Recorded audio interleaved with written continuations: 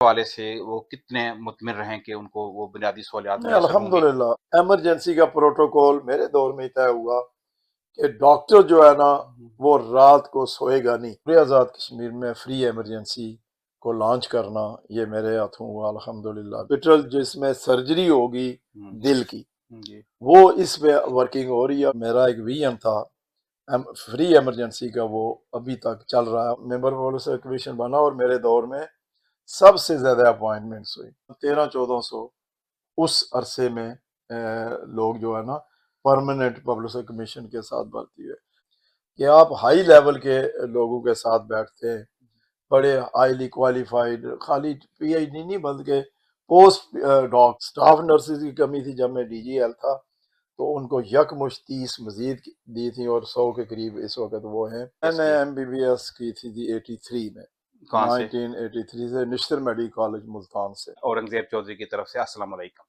اس وقت ہمارے ساتھ آزاد کشمیر کی بہت بڑی شخصیت، سابق D G health Azad Kashmir, سابق ممبر public service commission Azad Kashmir, Azad Kashmir university کی انتظامی فیصلہ ساز باڈی کے ممبر جناب محترم ڈاکٹر چودھری محمد بشیر صاحب۔ ڈاکٹر چودھری محمد بشیر صاحب، ہم آپ کو یہاں صلاح احمد پر خوش آمدید کہتے ہیں۔ ڈاکٹر بشیر صاحب، لوگ آپ کے حوالے سے جاننا چاہتے ہیں۔ میں اللہ تعالیٰ کا شکر گزار ہوں۔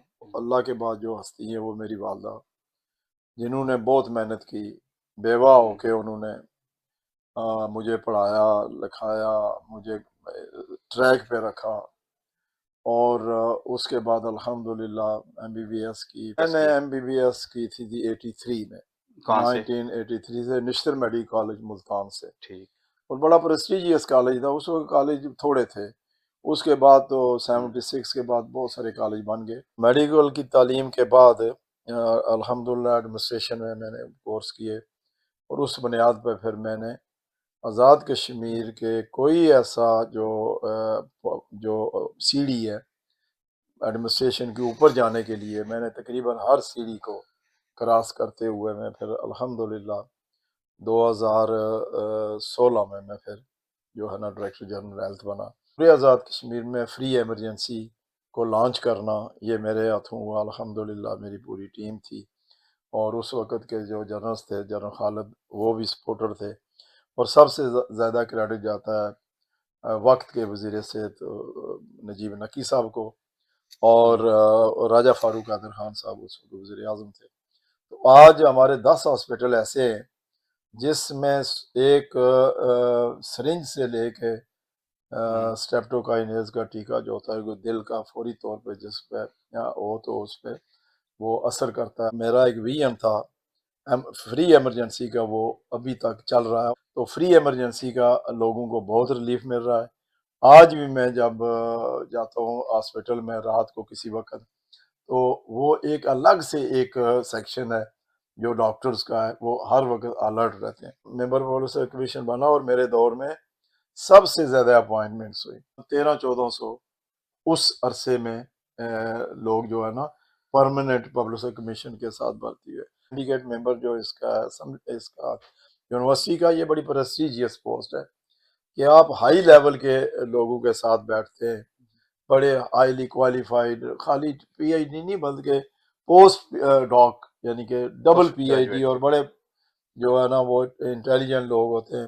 اے جے کے یونیورسٹی کا وائس چانسلر بنے خٹک صاحب، کے پی کے سے ان کا تعلق ہے، اور ابھی جو ہے ایک اور سلیکشن ہونے جا رہی ہے یونیورسٹی آف وومن باغ کی، اس کا میں ممبر تھا، تو اس میں بھی جلدی کوئی نہ کوئی جو ہے نا جو سلیکشن گئی ہوئی۔ اوورسیز کا شہر ہے میر پر، تو بڑی تعداد میں لوگ یہاں پہ آباد ہیں۔ جب وہ اپنی چھٹیوں کے دوران وہاں پہ جاتے ہیں تو ان کو اگر خدا نہ خواستہ کوئی اس طرح کے صحت کے ایشوز بنتے ہیں تو لوگوں کے اندر بڑا ڈر ہے، خوف ہے، شاید ہمیں وہ فرسٹ ایڈ اس طرح کی میسر نہ ہو سکے۔ تو اس حوالے سے آپ نے کیا میک شور کیا اپنے جو ہمارے اوورسیز میں بیٹھے ہوئے ہیں کہ اگر خدا نہ خواستہ وہ میر پر جاتے ہیں تو ہیلتھ کے حوالے سے وہ کتنے مطمئن رہیں کہ ان کو وہ بنیادی سہولیات نہیں، میسر ہوں گی؟ الحمدللہ اپنا رنگزیب صاحب، الحمدللہ ٹیم جو ہے اس وقت جو خصوصاً بڑا ہاسپٹل ہے ہمارا ڈویژنل ٹیچنگ ہاسپٹل، وہاں پہ ایک تو یہ ہے جی کہ جب سے میڈیکل کالج بنا ہے ہمیں بہت سارے ڈاکٹرز کی سپورٹ ملتی ہے وہاں پہ۔ ایک تو ہاؤس جاب کر رہے ہوتے ہیں، دوسرا پوسٹ گریجویشن کر رہے ہوتے ہیں، پارٹ 1 پارٹ 2 جو ایف سی پی ایس جو ہے. اس وجہ سے ڈاکٹرز کی وہاں کمی کو نہیں ہے. سٹاف نرسز کی کمی تھی جب میں ڈی جی ایل تھا، تو ان کو یکمشت 30 مزید دی تھی اور 100 کے قریب اس وقت وہ ہیں. وہ کرائٹیریا تو نہیں ہے جو ادھر یورپ میں ہے، لیکن اس کے باوجود وہاں پہ نرسز بہت اچھا کام کر رہی ہیں. ہمارا پیرامیڈیکل سٹاف ہے وہ اچھا کام کر، اور سب سے اچھی بات یہ ہے کہ ہماری جو ایڈمنسٹریشن ہے، جو ڈاکٹروں کو جو کنٹرول کرتے ہیں، وہ بھی وی این والے لوگ ہیں. آپ ایمرجنسی میں جائیں، آپ کو فل وہاں پہ ایمرجنسی پہ ہمیں جو فرسٹ ایڈ ہے وہ میسر وہ ہوگی، میسر انشاءاللہ. وہ تمام وہ اکوپمنٹ، وہ اس تمام وقت سٹاف وہاں پہ موجود ہے. اس وقت الحمدللہ ایمرجنسی کا پروٹوکول میرے دور میں طے ہوا کہ ڈاکٹر جو ہے نا وہ رات کو سوئے گا نہیں. 2000 یہ تقریباً 2015 کے اینڈ میں میرے سے یہ انیشیٹو میں نے لیا تھا. زندگی موت اللہ نے دینی ہوتی ہے. بے شک. ڈاکٹر کا کام ہے کہ ایز آؤٹ کرنا، اس کے دکھ درد کو کم کرنا، یہ ڈاکٹر کا کام ہے. باقی موت اور زندگی اللہ کے اختیار ہے. کشمیر انسٹیٹیوٹ آف کارڈیالوجی ہے، وہاں پہ ابھی سٹنٹنگ شروع ہوگی الحمدللہ. بہت بڑا ایک یہ کب سے شروع ہوئی ہے؟ یہ تقریباً پچھلے 2 سال سے شروع ہے. کوشش کر رہے ہیں کہ اس کو فل فلیج جو ہے یہ آپریٹو ہاسپٹل بنایا جائے، تاکہ ہمارے لوگ جو ہے نا جب اس پرابلم میں پڑیں ان کو اسلام آباد یا پنڈی نہ جانا پڑے. تو انشاءاللہ اس پہ ورکنگ ہو رہی ہے.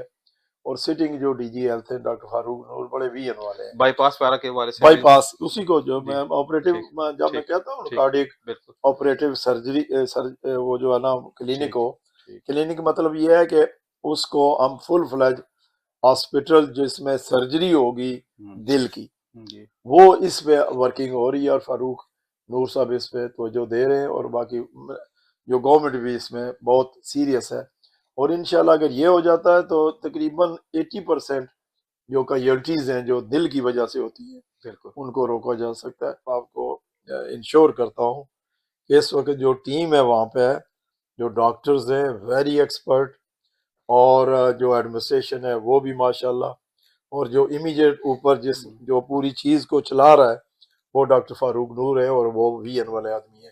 تو انشاءاللہ چیزیں آہستہ آہستہ بہتری کی طرف جا رہی ہیں. اس چیز کمیونٹی کے حوالے سے آپ کا کیا پیغام ہوگا؟ اللہ کا کرم ہے، میں آج پورے یو کے میں تقریباً پھرا ہوں، اور میں اپنی کمیونٹی کو دیتا ہوں دے آر ویل آف. بے شک. اللہ نے ہر سہولت ان کو دی ہے. گاڑیاں میں جب ان کی دیکھتا ہوں، ان کا رہن سہن دیکھتا ہوں، تو مجھے خوشی ہوتی ہے کہ لوگوں نے بہت محنت کی ہے. لیکن ابھی محنت کی مزید ضرورت ہے. اس کی وجہ یہ ہے کہ جب تک ہم بچوں کو ایجوکیشن کی طرف نہیں لے کے جائیں گے، سکلڈ ایجوکیشن، عام ایجوکیشن نہیں، جو سکلڈ ایجوکیشن ہے اس کی طرف جائیں گے جب، تو مزید دیکھیں نا، ہم جو دنیا کے ساتھ ہم نے جو آگے قدم بڑھانا ہے وہ ایجوکیشن ہی ہے. ایجوکیشن کے بغیر کچھ نہیں ہو سکتا. شکریہ سر آپ کے time. Thank you very so much. Much sir. Thank you. Nice meeting. Thank you very much.